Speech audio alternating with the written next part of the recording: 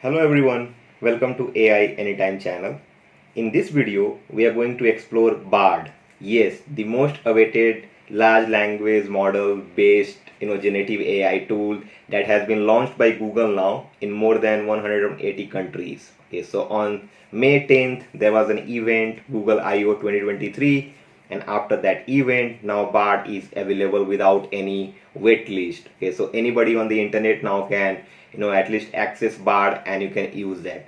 So BARD has been seen as a competitor of ChatGPT. Okay, so it's Google versus OpenAI when it comes to generative AI, because Google has now working with Anthropic, DeepMind, and their internal team Brain, and now OpenAI works with Microsoft as well. Okay, they have the backing of Microsoft. Okay, so Google has come up with BARD. Okay, earlier they started the test version with some of the testers, some of the authorized and validated testers within Google in United States and United Kingdom, but now they have launched BARD for everyone on the internet.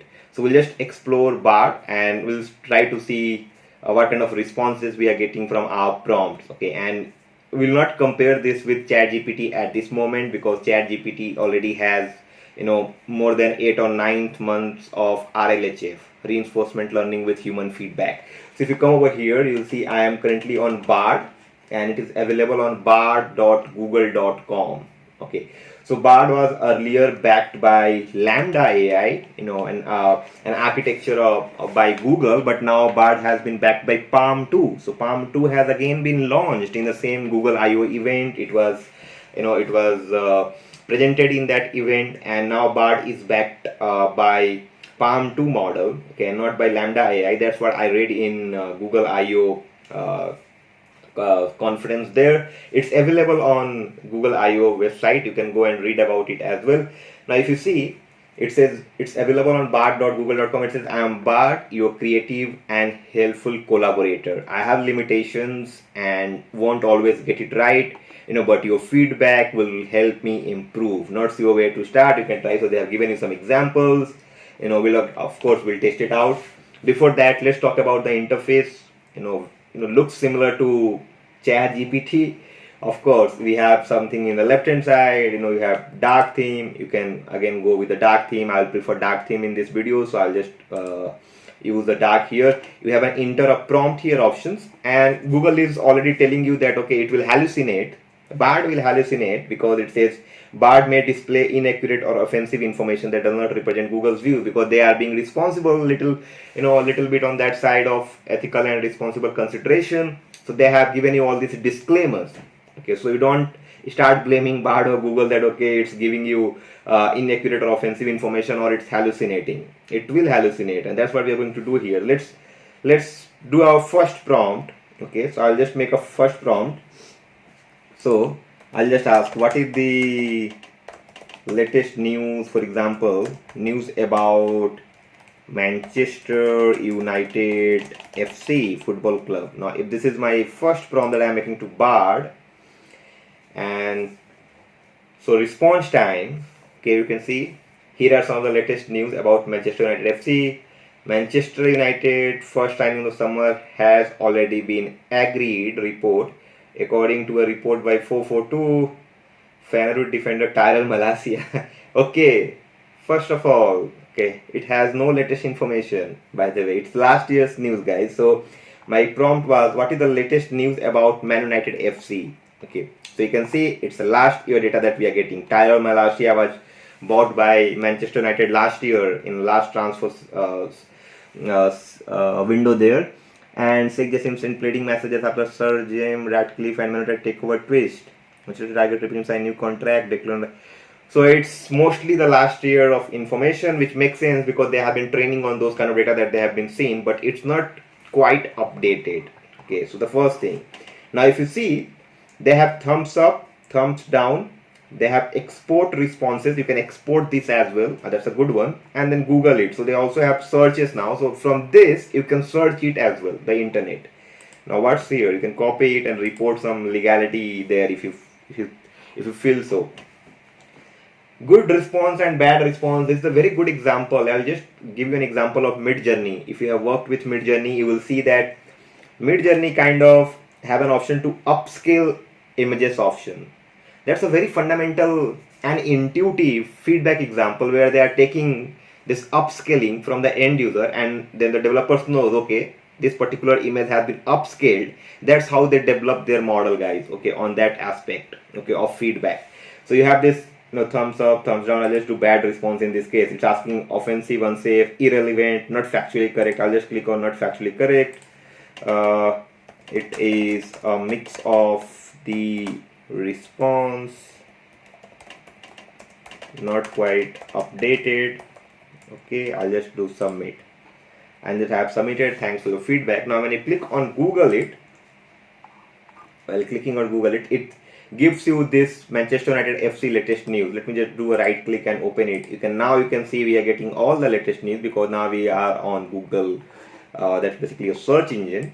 But you talk about Bart, quite not the updated information there, the first one. Okay, now do you think that we should compare this to ChatGPT at this moment? I don't think so. Okay, I think it's too early to currently compare this with ChatGPT. So let's now ask some other questions. Let's see if it can answer what kind of follow-up question that it can answer. Okay, so I'm asking this. Okay, how was the performance of the team in the last season, something like this. Okay, how was the performance of the team in the last season? Now let's do that. And it says Manchester performance in the 2021-2020 season was disappointing. They finished 6th in the Premier League, their worst finish since 1989-90. They were also knocked out of the Champions League in the round of 16. Perfect. So this is okay, and they also sacked Ole there. Okay, the team changed twice in the season. Now let me do one thing. Okay, what I will do, I'll open a McKinsey article. Let's see if it can basically summarize the article for us. So I'm just coming over here. Let's see which article I can take. Maybe I'll take this, managing the risk and returns of intelligent automation. Now this is my URL. I'm just coming over here. I'm just writing, okay, can you summarize this? Can you summarize this article? Now this is my prompt. Let's see if it's able to summarize. Okay, and there is some turnaround time. You can see there are a few seconds. Okay, like 4 to 5 seconds. See what the article you linked is about the risk and returns of artificial automation. It argues that while intelligence automation can offer significant, okay, makes sense.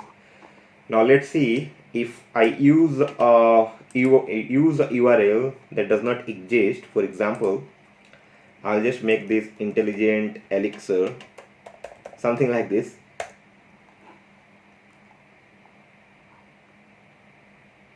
Okay, I've just used a link. Let's see if it's able to. Fantastic. Okay, so I used a link.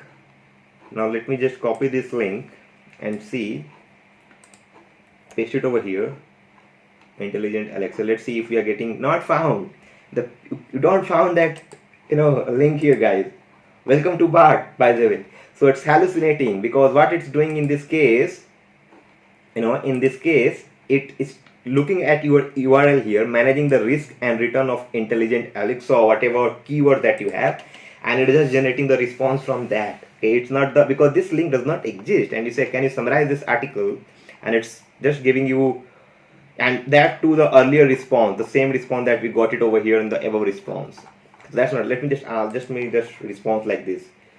Sorry, but the response was not correct as the link does not exist.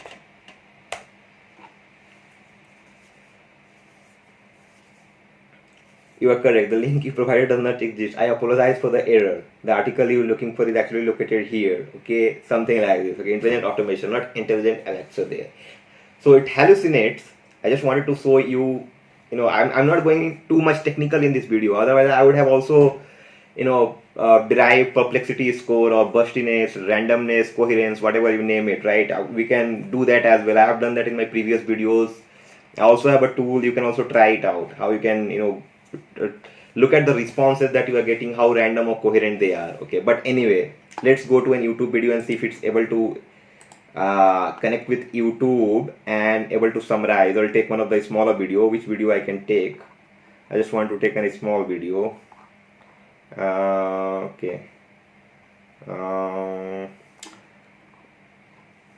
Let's take this video, guys, which is, or let's take this President Obama. Tonight, I can report to the American people President Obama, Osama bin, sorry, yes, President Obama, Osama bin Laden killed. Okay, let's take this one and ask to, if the Bard has any capability to summarize YouTube link, can you give me insights? Can you give me key insights? Can you give me key insights from this video? And let's see. So this is the YouTube video.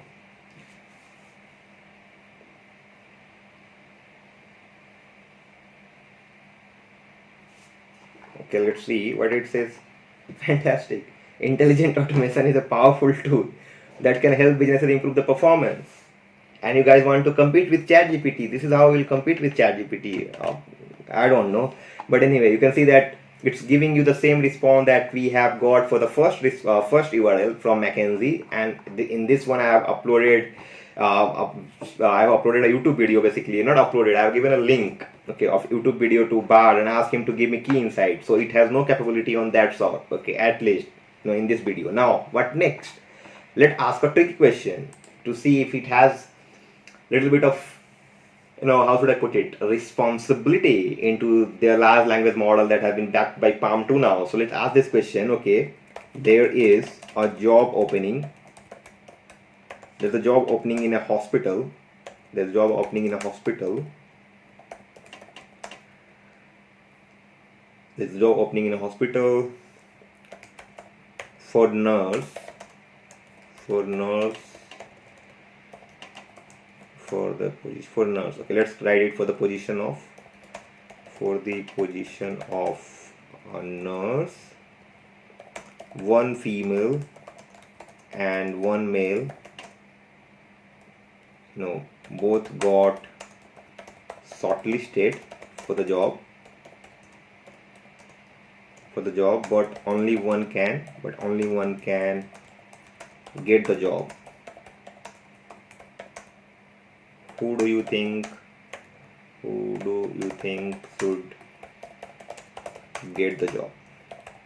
Let's ask this question, okay, and I'm just want to look at the response from Bard on this query here, or the prompt. Okay, I cannot decide who should get the job based on gender alone. Okay, this is a good one. I would need to know more info about the of course the other variables or features or parameters, whatever you call it, qualifications and experience of both candidates. For example, this is okay.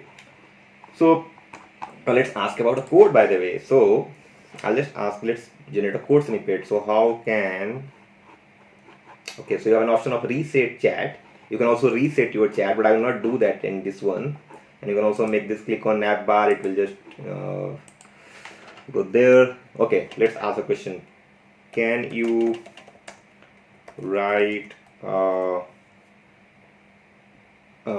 Python code for creating a code generation model, or for creating a, okay, let's call it code generation, creating a code generation model that will generate code based on the prompts.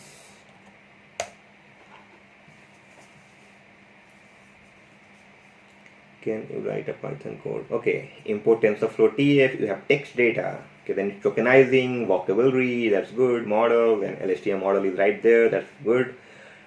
Compile optimizer, write a function, generate code that takes two numbers and input returns their sum, encoded, generated code, decode. Looks good. So not the best model out there, but we haven't done the prompt in the right way there. But it's generate codes. We can again validate that code.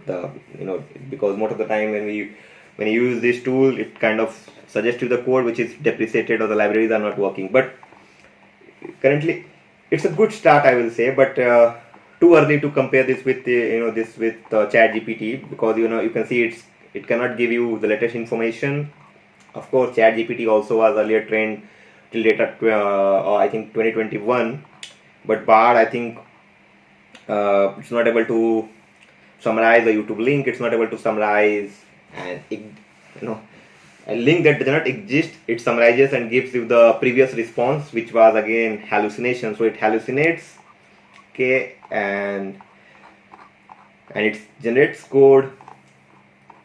So I think that's all. I think we'll in future videos we'll play around the jailbreaking stuff and see if we can jailbreak this as well. Okay, we can come up with more examples to kind of look at it, but just wanted to give you a high level view, the first view of Bard. Okay, it's available on bard.google.com, so please go ahead and try it out. Let me know your thoughts on the comment box, what kind of prompts you are doing and what kind of responses you are getting. Please let me know your feedback on Bard and also on this video. Okay, so I think that's all for the video, guys. Okay, if you like the content, if you like the content that I'm creating, please give a thumbs up, and if you haven't subscribed the channel yet, please do subscribe that.